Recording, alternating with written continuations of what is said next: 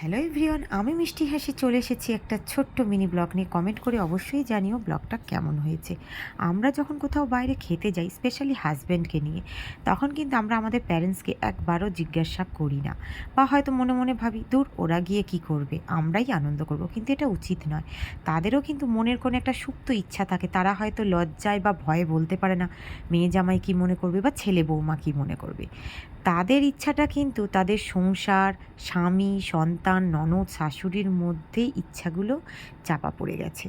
তাদের সেই ইচ্ছাগুলো পূরণ করানোর দায়িত্ব কিন্তু আমাদের সন্তানদেরই। তারা একটা সময় যাওয়ার চেষ্টা হয়তো করেছিল, কিন্তু করে উঠতে পারেনি। কারণ সেই সময় এই সুযোগটাই ছিল না।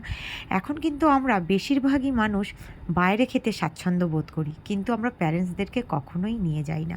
কিন্তু এটা উচিত নয়। প্যারেন্টসদেরও মনের একটা আনন্দ থাকে, ওদেরও একটা সুপ্ত ইচ্ছা থাকে। সেই ইচ্ছাটা আমরা যদি একটু পূরণ করে দিই, দেখবে সেই বুড়ো বাবা মাটার মুখের মধ্যে একটা আলাদাই আনন্দ।